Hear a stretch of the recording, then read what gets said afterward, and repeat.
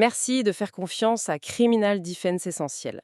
Aujourd'hui, on explore en profondeur une décision toute récente de la Cour suprême du Canada, une décision qui fait déjà pas mal de vagues. Le roi contre Senneville. Oui, bonjour. C'est l'arrêt Québec procureur général, c'est Senneville 2025, CSC 33, pour être précis. Une décision majeure, effectivement. Notre discussion va s'appuyer sur une analyse de cet arrêt qui se penche spécifiquement sur la question des peines minimales obligatoires. Tout à fait. Et ici, dans le contexte bien précis des infractions de pornographie juvénile prévues au Code criminel, c'est un sujet sensible, évidemment. Absolument. Alors notre objectif aujourd'hui, c'est quoi? C'est de décortiquer ensemble les messages clés de cet arrêt Senneville. Qu'est-ce que la Cour nous dit sur la proportionnalité des peines, sur le rôle des juges face à ces fameuses peines planchées? Et aussi, quel dialogue, quelle forme de dialogue s'engage entre la Cour et le Parlement là-dessus? C'est ça. Bon, alors, allons-y. Explorons ça. Parfait. D'abord, il faut dire que c'est une décision qui s'inscrit dans un débat qui dure depuis longtemps sur ces peines minimales. Est-ce qu'elles sont compatibles avec l'article 12 de la Charte? L'article 12 qui nous protège contre les peines cruelles et inusitées, c'est bien ça? Exactement. Et au cœur de tout ça, il y a ce grand principe, la proportionnalité. La peine doit être juste, adaptée à la gravité du crime et à la responsabilité du délinquant. La Cour le rappelle d'ailleurs très clairement. D'accord. Et elle rappelle aussi quelque chose d'important. Oui, protéger les enfants, c'est essentiel, mais la peine imposée après coup, ce n'est qu'un outil parmi d'autres. Ça ne règle pas tout, en somme. Non, ça ne règle pas tout. Le problème de la pornographie juvénile est complexe. Le rôle du tribunal, la Cour insiste là-dessus, c'est d'abord d'infliger des sanctions qui sont justes, proportionnées. Ça vient en complément des efforts de prévention, de soutien aux victimes. Je vois. Et dans cette décision, il y a un passage, une phrase, qui semble avoir particulièrement marqué les esprits. On parle d'une citation clé. Oui, tout à fait. Il y a une phrase au paragraphe 108 qui résume une idée forte. La Cour dit «L'application obligatoire d'une peine minimale d'emprisonnement pour des gestes criminels dont la peine indiquée n'est pas l'emprisonnement est un indicateur fort de son inconstitutionnalité». Ok, un indicateur fort. Compte tenu de la traduction, profonde différence qualitative qui existe entre une peine à purger dans la communauté et l'emprisonnement. Ah oui, profonde différence qualitative. C'est pas juste une nuance, là. Non. Ce n'est pas juste une question de durée ou de sévérité sur papier. La Cour souligne vraiment qu'il y a un fossé, une nature différente entre être en prison et purger sa peine dehors. Mais qu'est-ce que ça implique concrètement, cette différence qualitative? Ça implique beaucoup de choses. La prison, c'est la privation de liberté, bien sûr. Mais c'est aussi la stigmatisation, la rupture avec la famille, le travail, l'exposition à un milieu difficile. C'est vraiment une sanction d'une autre nature. D'accord. Et l'argument de la Cour, c'est de dire, si un juge, après avoir analysé tous les facteurs comme il se doit, c'est la première étape de l'analyse sous l'article 12, arrive à la conclusion qu'une peine hors prison serait juste et proportionnée. Comme une peine avec sursis, par exemple? Oui, voilà. Alors, si la peine minimale oblige ce juge à quand même envoyer la personne en prison, ça rend beaucoup plus probable que cette peine minimale soit jugée exagérément disproportionnée. C'est la deuxième étape de l'analyse. Cette différence qualitative, elle pèse très lourd. Donc ce n'est pas juste la durée qui peut être trop longue, c'est le fait même d'imposer la prison là où normalement elle ne serait pas justifiée. C'est exactement ça. C'est un signal très fort que la peine minimale va peut-être trop loin dans ce cas-là. Très clair. Et ça nous mène, je suppose, à un autre point important, le message que la Cour envoie au Parlement. Tout à fait. On sent bien qu'il y a un message adressé aux législateurs. Un dialogue, vous disiez. Un peu tendu peut-être? Mais diplomatique. La Cour invite clairement le Parlement à revoir le régime des peines minimales pour s'assurer qu'il respecte la Charte. C'est une invitation assez directe. Elle ne dit pas simplement cette peine-là est inconstitutionnelle et c'est tout. Non, elle va plus loin. Elle reconnaît d'abord que le Parlement peut vouloir imposer des peines minimales pour certains crimes, pour des objectifs légitimes comme la dénonciation, la dissuasion. Mais avec des limites. Voilà. Mais ce pouvoir doit respecter la Constitution. Et ce qui est intéressant, c'est qu'elle suggère même des pistes, des solutions concrètes aux législateurs. Ah oui, elle fait des propositions? En quelque sorte, elle mentionne deux options. Soit le Parlement pourrait, par exemple, limiter les infractions visées par les peines minimales pour vraiment cibler les cas les plus graves. D'accord, plus ciblé. Ou alors, deuxième piste, introduire ce qu'on appelle parfois une soupape de sécurité. Une clause d'exemption qui permettrait au juge, dans des cas vraiment exceptionnels, de ne pas appliquer la peine minimale si ça mène à une injustice flagrante. Une sorte de pouvoir discrétionnaire redonné au juge dans certains cas précis? C'est un peu l'idée, oui, pour éviter les situations où la peine minimale serait manifestement cruelle et inusitée. Alors, au-delà de ces aspects techniques, c'est quoi le message de fond envoyé au Parlement? Le message de fond, c'est un rappel à l'équilibre, je dirais. Oui, les objectifs de dénonciation, de dissuasion sont légitimes, surtout pour des crimes graves. Mais attention, dit la Cour, on ne peut pas poursuivre ces objectifs en sacrifiant d'autres principes essentiels. Comme la réhabilitation? Ou le rôle du juge. Exactement. La réhabilitation, quand elle est possible, c'est important. Et surtout, le pouvoir du juge d'adapter la peine à chaque cas, à chaque individu. C'est ça une justice individualisée. On ne peut pas tout mettre dans le même panier avec une peine automatique. Et la Cour a mentionné d'autres options que la prison ferme? Oui, elle rappelle au Parlement que même des peines purgées dans la communauté, comme l'emprisonnement avec sursis, peuvent être sévères et répondre aux objectifs de dénonciation et de dissuasion. Tout en favorisant la réinsertion. Voilà.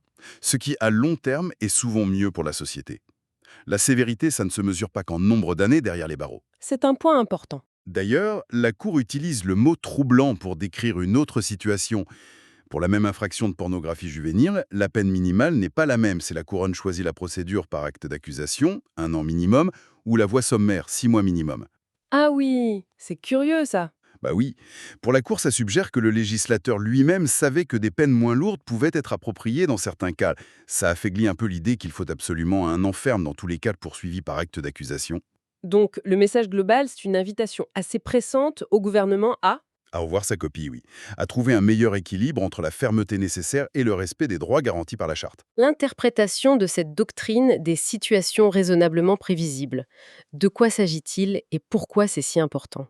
C'est fondamental parce que c'est l'outil qu'on utilise pour juger si une peine minimale respecte l'article 12. L'idée, ce n'est pas juste de regarder si la peine est cruelle pour Monsieur X qui est devant le tribunal aujourd'hui. Il faut regarder plus large. Oui, il faut se demander, est-ce que cette même peine minimale pourrait être exagérément disproportionnée pour d'autres personnes, dans d'autres scénarios réalistes qui pourraient arriver? Des cas raisonnablement prévisibles, comme on dit. Mais pourquoi faire ça? Pourquoi ne pas juste traiter le cas présent? Pour des raisons très importantes liées à la primauté du droit et à l'accès à la justice. Imaginez, si on ne regarde que le cas présent, une loi qui serait inconstitutionnelle, pour d'autres, pourrait rester appliquée pendant des années. Chaque personne devrait refaire la preuve. Exactement. Chacun devrait monter sa propre contestation, longue, coûteuse. Ce serait injuste et inefficace. La Cour cite la Nutter-Sens là-dessus. Ça crée de l'incertitude. Et ça a d'autres impacts. Oui, ça peut fausser les négociations de plaidoyer. Un accusé pourrait plaider coupable pour éviter le risque d'une peine minimale très lourde, même si elle est contestable. Et puis, avec les délais judiciaires, l'enjeu de l'efficacité, on pense à l'arrêt de Jordan, c'est crucial d'éviter de répéter sans cesse les mêmes débats constitutionnels. D'accord, je comprends mieux l'importance. Et c'est sur la façon d'appliquer ça que les juges n'étaient pas d'accord? C'est ça. La majorité des juges a dit non à une approche trop étroite. Certains voulaient que les situations prévisibles soient très très proches factuellement du cas jugé. Genre, presque le même cas. Un peu ça, oui. Mais la majorité a dit non. Ils ont visité une vieille expression de l'arrêt Goltz qui parlait d'exclure les exemples ayant un faible rapport avec l'espèce. En regardant bien, surtout la version anglaise, Remote or Extreme Examples, ils disent que ça visait juste à écarter les cas complètement farfelus, improbables, les hypothèses d'école. Pas les cas réalistes, même s'ils sont différents. Voilà. Pour la majorité, une situation est raisonnablement prévisible si elle correspond à des circonstances imaginables qui pourraient se présenter couramment dans la vie quotidienne. Donc ça couvre un large éventail de scénarios possibles, y compris ceux qui sont moins graves sur l'échelle de l'infraction. Et ça inclut les caractéristiques personnelles des gens? Oui, c'est très important. L'analyse doit pouvoir tenir compte de différentes situations personnelles. Par exemple, il faut pouvoir considérer les facteurs systémiques qui touchent les délinquants autochtones, les fameux facteurs GLADU. Sinon, la protection de l'article 12 ne serait pas vraiment universelle. Donc même des cas réels qui sont peut-être rares ou moins graves? Oui, comme les affaires John ou Delage que la Cour mentionne. Même s'ils sont à l'extrémité moins graves, ils sont pertinents parce qu'ils montrent la portée réelle de la loi, ce qu'elle peut couvrir concrètement. Ce sont des situations prévisibles. Et l'avantage de cette approche plus large, c'est quoi en pratique? L'avantage principal, c'est l'efficacité et l'accès à la justice. Une fois qu'une peine minimale est jugée inconstitutionnelle en se basant sur ces scénarios prévisibles, la décision vaut pour tout le monde, du moins dans la province. C'est le principe du stare decisis, le respect des précédents. Ça évite de tout recommencer à chaque fois. Exactement. Ça évite que chaque personne concernée doive refaire toute la démonstration. L'approche plus étroite de la minorité, ou celle du juge Rouel en appel, aurait fait quoi? Elle aurait multiplié les procès, engorgé les tribunaux, retardé les décisions. La majorité dit qu'il n'y a pas de raison valable de faire ça et de s'écarter de la jurisprudence constante comme Nur, Hills, Bertrand Marchand.